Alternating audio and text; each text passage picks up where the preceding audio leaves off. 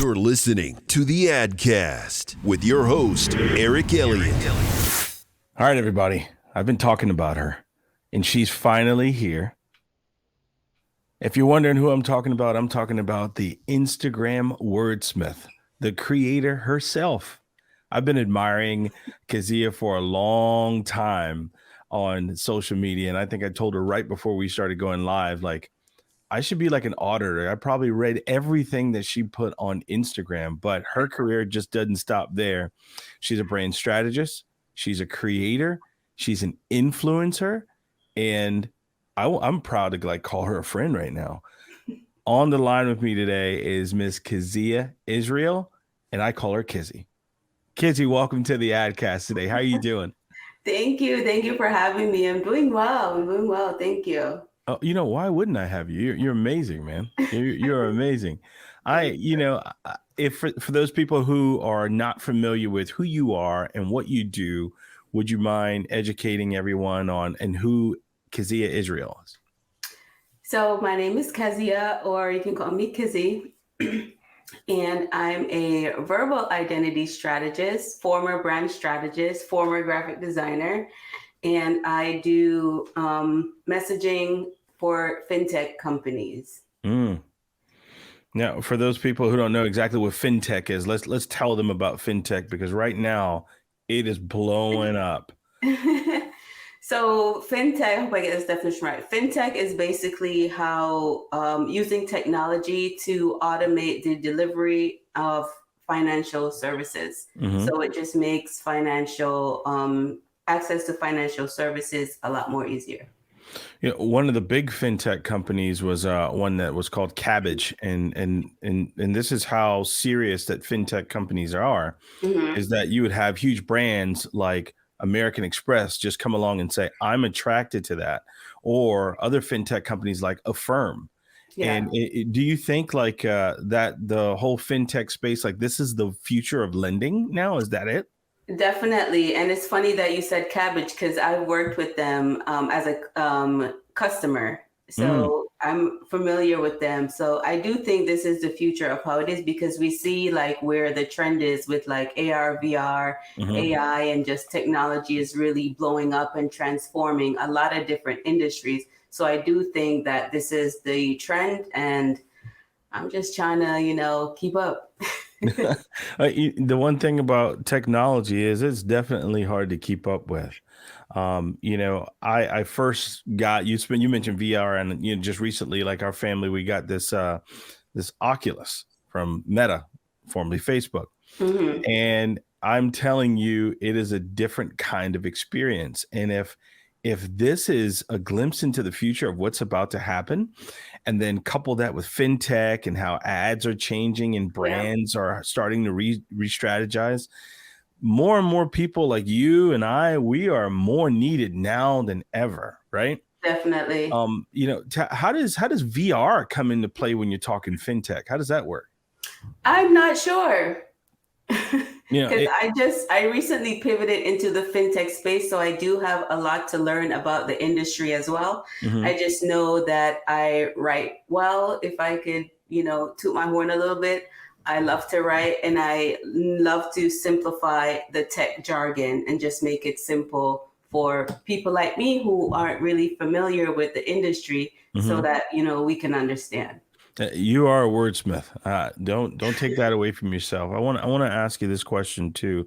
Now, going back to FinTech, and then I want to kind of pivot around a little bit. Mm-hmm. With FinTech, and we talked about how lending and financing is kind of being done without even seeing or touching another person, right? Mm-hmm. So, I mean, do you see like more FinTech happening in like automotive purchases and in different areas like that? Because now you have some things like a Vroom, where you don't have to deal with a car salesman at all. You do your financing online, and you can get approved, or they can buy your car, bring you a check, all those things. I mean, where else is FinTech going to go? I definitely think it might infiltrate the car space. And it's funny you brought that up, because when I got my car last year, the signing process was all done digitally. I didn't touch not one piece of paper. Wow. And it was new to me. And I was like, oh, is this safe? And the computer was built into the desk and it was just like, sign here. And I'm like, this is weird, Wow. So I definitely think that it's going to be infiltrating a lot of different industries and really transforming how we do business. I think it's definitely an interesting new turn in business Hmm. and financing right now, and it's definitely not going away. And probably people had that same kind of mindset like you did. Can I trust this before they move forward Yeah. with it? Yeah. How did you get started into the creative and the branding and everything else? How did you get started into that? So, well, going way, way back, when I grew up in Jamaica, you should know. And there was an artist who lived in like our complex, and every time he would get to drawing, I would watch him and just watch his technique and watch how he drew Wow. and stuff. And I said like, oh, that's what I want to do. I'm going to be an artist. And I started drawing, and I started out as like a fine artist, so I Hmm. would draw people, landscapes, um, and so on. And then when I migrated to America, I realized like, okay, maybe fine arts is not the way to go because it really doesn't, pay enough to sustain you. And through that, I went to college and I found out that I can do art on the computer, hence graphic arts. So Wow. I got into graphic arts and I kept learning, went to a 2-year college, then a 4-year college. And after becoming a graphic artist, I decided to go back to college and get my master's in marketing and just Hmm. really having a holistic view of the creative industry and understanding, the business side and the creative side. And that's kind of how, my path kind of ended up where it is today. Wow. When did you come into America? In 94. When you came into America, tell me like what was that like for you? Because you had grown up seeing this one artist, and then you come and you see this opportunity. I mean, was it for you like I need to go seize everything? Did you just move forward with creative? Did you just see opportunities? What was that like for you? It was it was different because where I grew up, it's a small community, so I Hmm. wasn't really exposed to a lot. Like I didn't go to a lot of museums. I just knew him. Like I knew he did art. I knew he painted, but I didn't know like there was more of him and there's Wow. more art in the world. So when I came up, it was just like, like, oh my gosh, Wow. like this is what Wow. I can do. So like I just never looked back. I've always loved art. I've always had a passion for like creative, and Mhm. that's just how it's always been. Sometimes when you see people say like um if you had followed your dream, what would you have done? And I'm like, no, I followed my dream, Good for you you. know? So And a good setup there. Now I want to ask you kind of, I mean, what keeps you going every day? Because for a lot of creatives, it's not always money; it's the passion for what we do. But absolutely. what is it that just keeps driving you daily? What is that? It's definitely the passion for what I do. And creative is really tricky. You really can't be in it for the money. If you Hmm. follow the passion and the love for it, the money will come. Mm, And it'll come in abundance. So for me, I also like when I started out, I was driven, like I have to make money and I have to do this and I have to make this much. And I was miserable, yeah. because it just doesn't work. You got to enjoy what you do because the manifestation of that is going to be shown in the output and the art, Right. in the piece that you create. So you got Hmm. to really enjoy what you do because when others consume that, the end result, the artwork, whether it's writing or an image or something, they're going to feel that. Now, I want to go into the business. I want to dive into business a little Mhm. bit. You know a lot about business, and I want to talk about some brands. Do you feel like some brands, let's just say some big companies, like they have no brand identity? And then when you're walking into work with a company, I mean, what are some of the things that you're looking for before you engage with them? That's a good question. To be honest, I don't pay attention to a lot of brands as much as I should. Mm-hmm. I kind of know what works, what doesn't. And I probably should start looking at what brands are doing and, who's doing what and who's not doing this, who's not doing that. But I know brands that I do like. I know brands that are doing things that catch my eye and I go like, yes, that's how it's done. So I don't pay attention too much to who's not doing what because they're just not on my radar. Wow. Well, But good point. What does a brand have to do to, let's just say, get on your radar? Because let's just say folks like us, we may look at brands a little differently because we're involved in them. But what do they have to do to kind of get on your radar? In terms of identity, just how they speak, how they look, don't try to be like everyone else. Mm-hmm.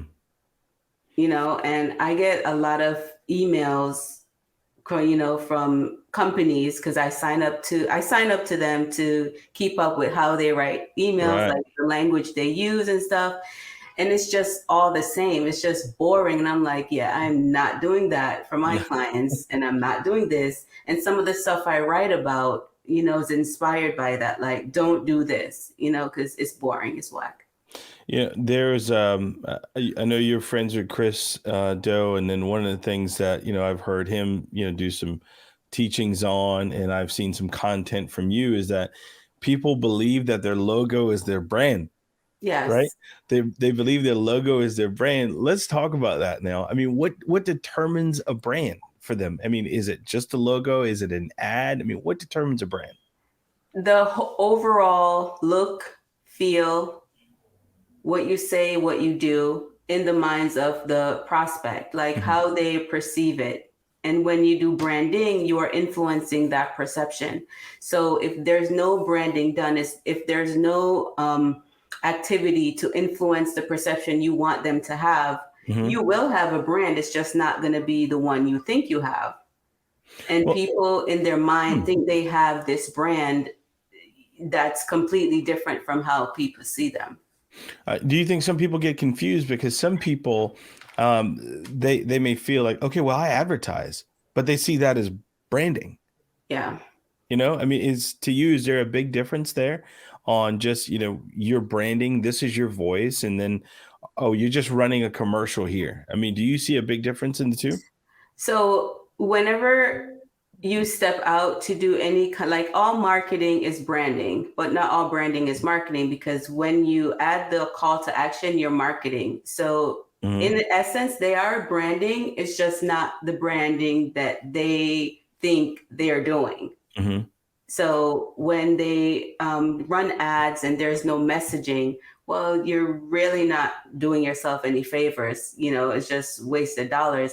And why people think that a logo is a brand, I think it's just a lot of clutter, a lot of verbal clutter on the internet about what a brand is and a logo is this. And people who aren't really as educated on the topic, they're putting out this information, and people who aren't educated on branding or who know how to spot the difference between the real and the fake, they just run with that. I agree 100%. We've had people that would come to us and say, hey, can you give us a logo? We turn it down because immediately, like it would kind of dovetail into what you said, is that people are thinking that once you make that logo, that's their brand. Yeah. So like we would tell them, okay, if we are going to create a logo for you, let us help create a brand identity for you and tell you like, okay, like we'll ask some questions and interview them.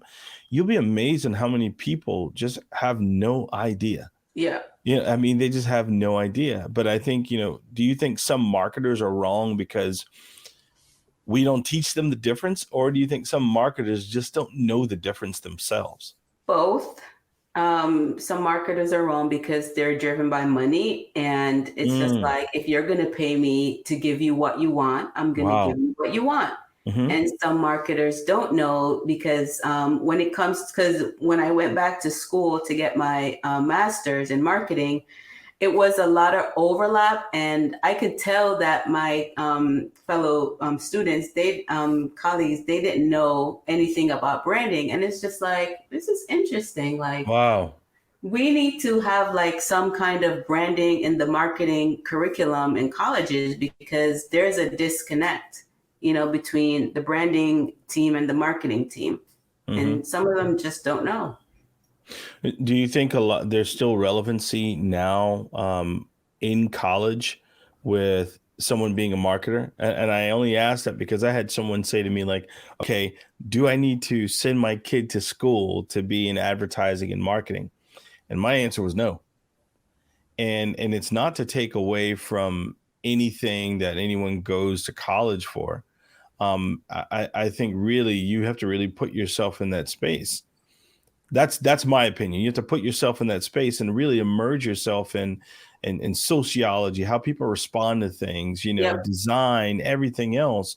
And I think you can be an amazing marketer, because sometimes, like, when you are done with the 3-4 years of school, those things could be outdated, especially like, how fast things are moving now, And I was going to say that the relevancy of some of the marketing courses that I took, I feel like it's not, well, school is good if you want to be an employee.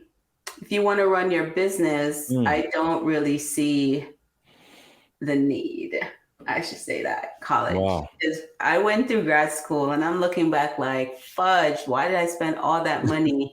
It's good. I know some stuff, that could help me, but it's just like, man, had I spend that money, learning more about entrepreneurship and, being boots on the ground, running a business, I could have been much farther ahead. But, it is what it is. But I think college is good if you want to help somebody run their company. Wow, man. What do you think are some important things that brands should do to kind of find their voice?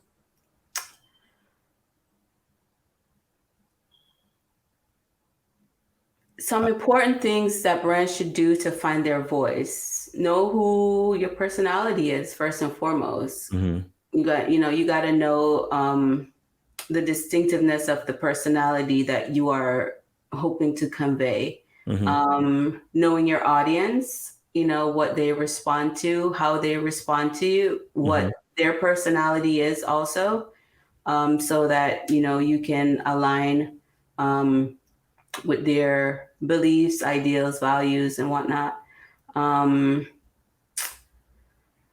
Know what you stand for, know what you are against, and, don't straddle the line, just pick a side. No, I think they're all great points.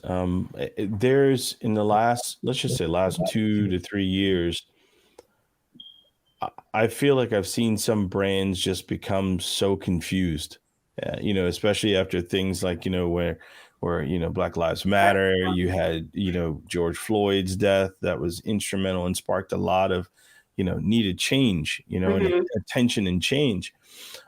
Where I felt like, everyone was trying to hit a DEI initiative almost, do you feel like some of these brands are just lost, like they don't know what to do, or, they don't know how to market. They just know how to advertise. I think they're lost because they don't know themselves. It's easy to get lost when you don't know yourself. You don't know what you stand for. So any trend that comes about, you're going to hop on it because you're trying to appease consumers so you can keep dollars in your pocket. And the irony is like people like me, I see that, and, depending on the day, I may call you out. Never know. How as creatives, and I know you guys have touched on this before, but as creatives, how do we ensure that we are being paid justifiably for what we are helping to create? I had a client partner of ours, when they called, the first thing they said was, "Hey, I've spent a lot of money with you, and I want this really good, and I want a really amazing ad and I want it, and I want you to give me a discount. I want you to give me a discount. But when you think about it in retrospect, they want to take what you've made for them and make millions. I mean, so how do you effectively price yourself as a creative? How do you do that? So I do a lot of value-based pricing.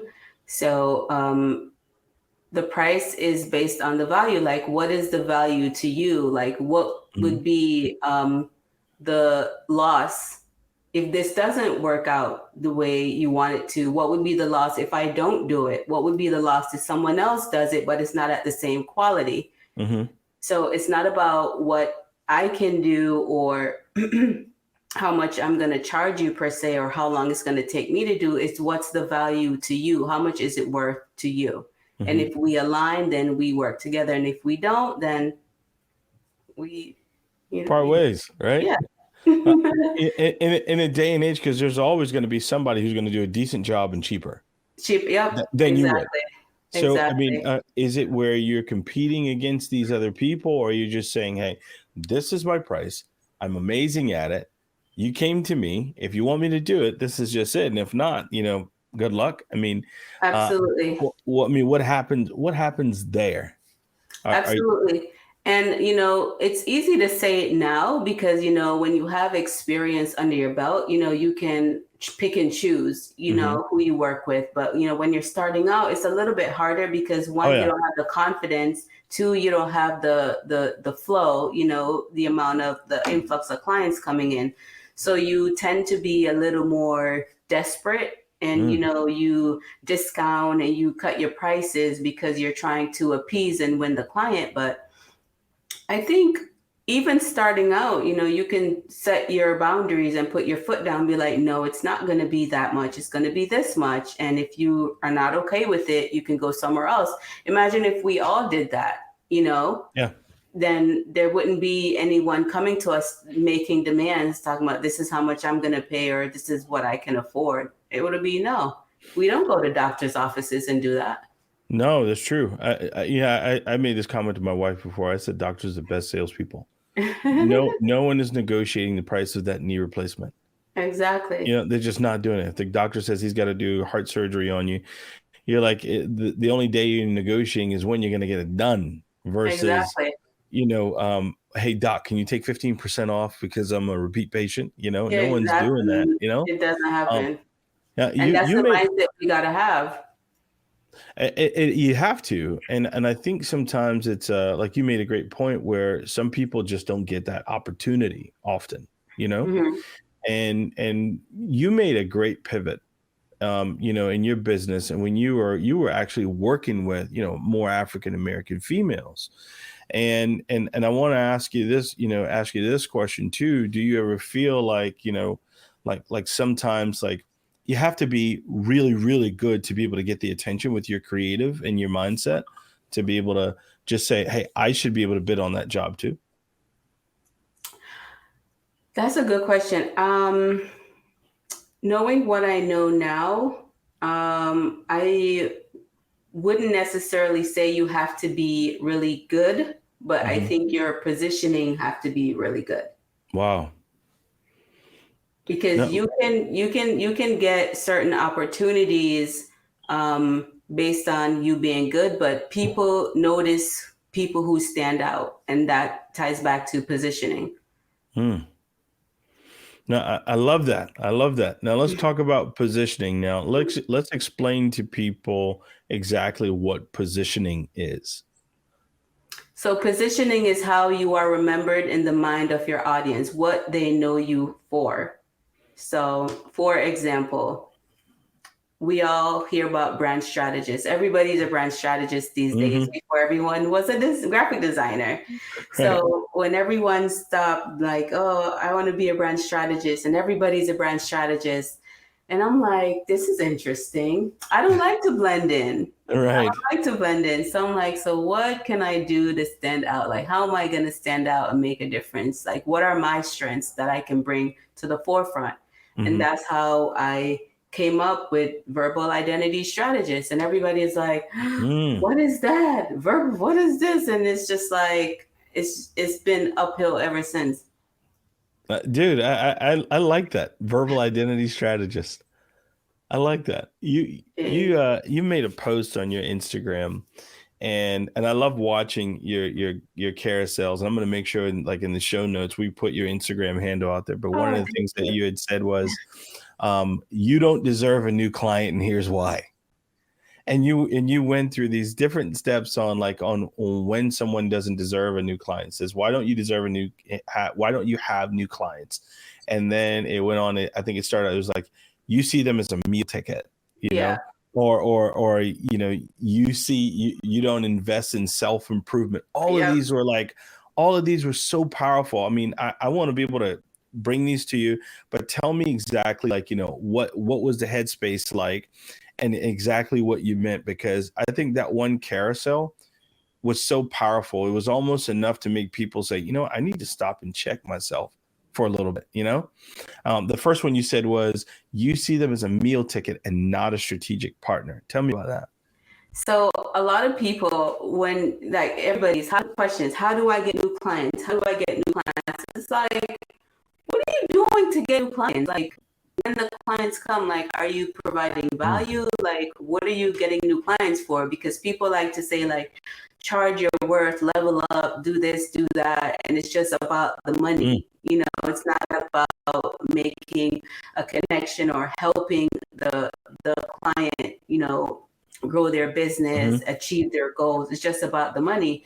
So it's just is it a meal ticket? What is it? You just trying to get to the next level? You just trying to hit that 10K a month box? What is it? Guilty. Been there before. You don't invest in self-improvement. And this is a big one for me. This is a big one for me, because I always believe, if you're going to play the game, you got to practice. Yeah. Tell me where you were coming from with this one. So with not investing in self-improvement, a lot of people, they leave college or they leave their training program, and they're just on this path I got to get new clients, got to do this. But it's are you learning new skills? Are you learning new things that you can take back to your clients and help them, help them grow? How are you leveling up so your clients can level up? Because what you know and what you learn, you can help them grow, and you can show them, how to do things differently and change their perspective and give them new ideas. So how are you leveling up? Are you charging 10 times more, but you still have the same set of skills? No, I don't believe in that. Man, a mentor of mine, his name's Arnie Malham, and he used to have an advertising agency. And he told me this story about a client that he had. He said, Eric, that client told me that if I don't grow, they will fire me. And I didn't get it.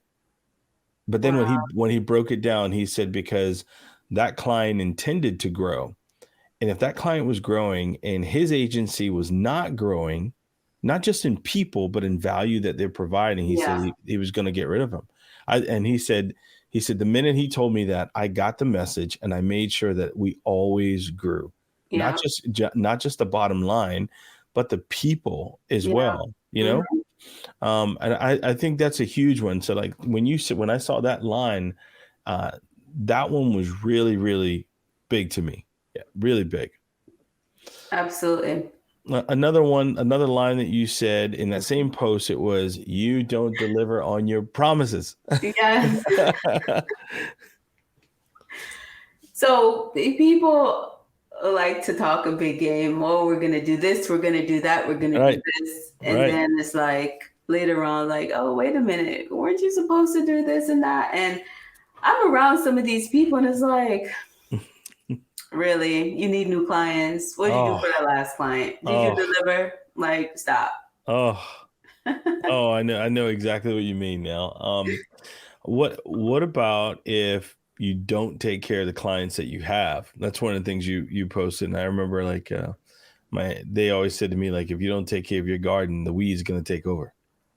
Exactly. You got to take care of the clients that you have. And it also builds that, customer service muscle. And I'm working on that too, because I'm not good at like the follow up and emailing, past clients like, hey, how are you? And things of that nature. So I'm guilty of that one too, but it's just, treating the customers you have now, treating them right. So when the new customers come, you already have that, Wow. they fall into a groove and, you know how to treat them once they come in. Because when you treat customers good, clients good, they tell other people, Yep.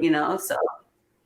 Or like another line that you said is you don't believe in their business and you don't buy in their products. Yes, I definitely believe this one.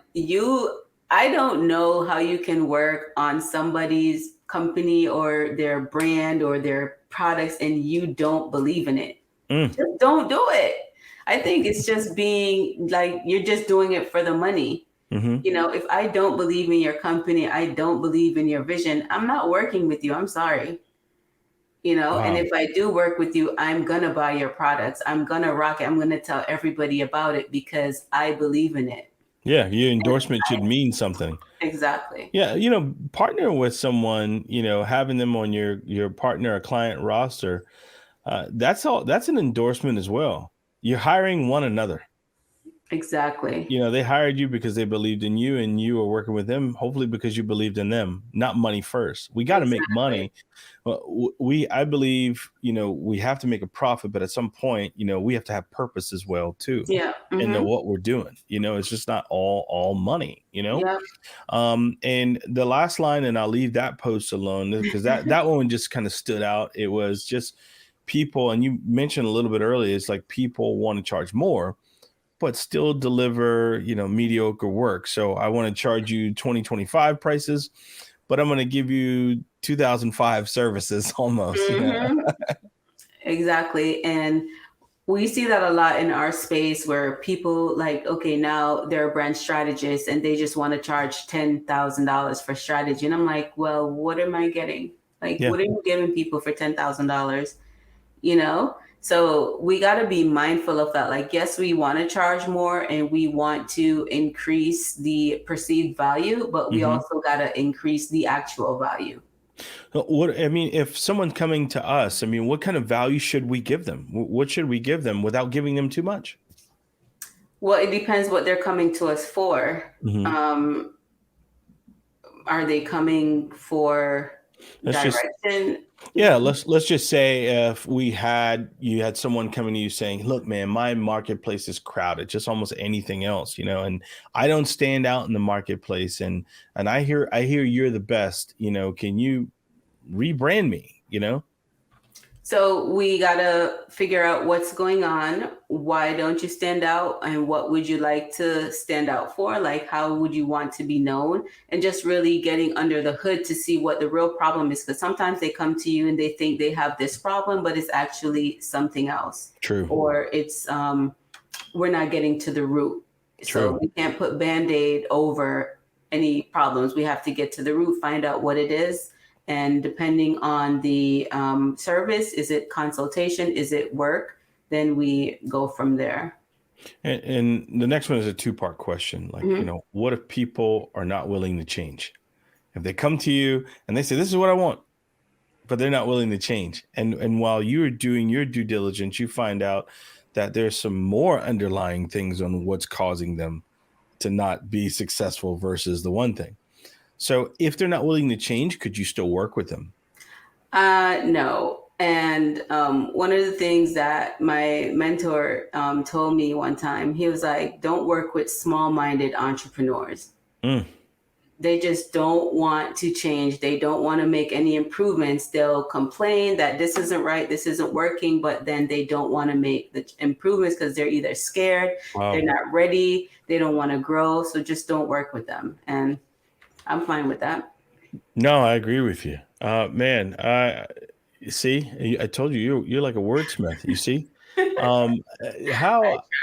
How in today's day and age, we're in such an SEO day and age and, standing out, how important is blogging and content, social? How important is all that now? I definitely think it's important in terms of like creating evergreen content and being able to set yourself up where people can find you, not just today, but a few months, few years from now. Yeah. SEO is evolving. We now have SEO on like Instagram, social media, and how we use keywords in our bios and things of that nature is improving. How we use captions and videos, because now those are being crawled for SEO. So including captions. I think SEO is like really changing and improving. And it's definitely important to have a blog and create content. Yeah, no, I totally agree. Totally agree. Now, I ask everyone these questions. Yeah, you're getting prepared now, right?